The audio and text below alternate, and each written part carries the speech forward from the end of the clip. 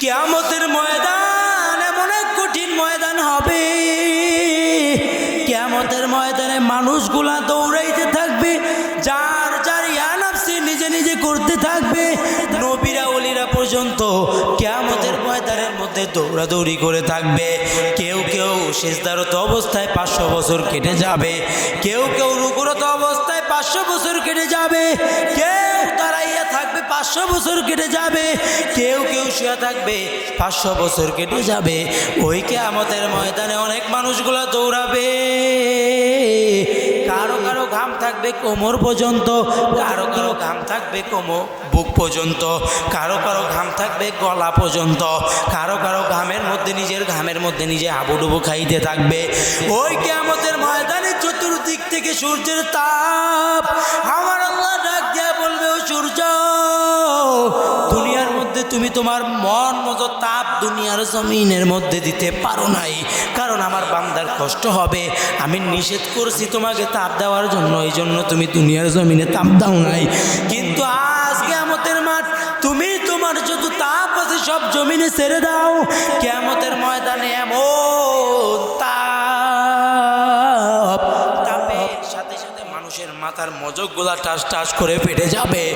কেউ কেউ ডাকবে, দয়ার মালিক আর একটা বার দুনিয়ার মধ্যে পাঠাইও, আমি আর একটা বার দুনিয়ার মধ্যে গেলে জীবনে কোনোদিন তোমার বিরোধিতা করব না, তোমার বিরুদ্ধে যাব না।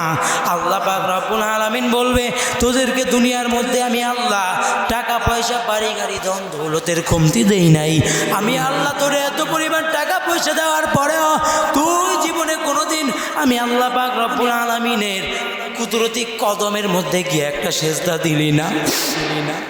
তুই যদি আমি মাওলার কুদরতি কদমের মধ্যে একটা সেজদা দিতি, তোর সেজদাটা আমি আল্লাহ বড় কবুল করে নিতাম। তুই ঘুমাইতে গিয়া যদি একটা বার আমি আল্লাহকে ডাক দিতি, আমি আল্লাহর সাথে সাথে তোর ডাকের জবাব দিয়া দিতাম। তুই খানা খাইতে গিয়াও যদি আমি আল্লাহর একবার ডাক দিতি, আমি আল্লাহ তোর ডাকের জবাব দিতাম। তুই হাঁটা অবস্থায় যদি আমি আল্লাহরে ডাক দিতি, আমি আল্লাহ তোর ডাকের জবাব দিতাম।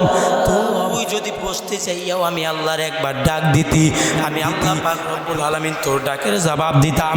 ও দুনিয়ার মানুষেরা, ও যুবক, ও আমার বিধবা বাবাজিরা, রব্বুল আলামিন আপনারে কত সুন্দর সুন্দর নিয়ামত দান করেছেন, আপনি কি একটাবার চিন্তা করেছেন?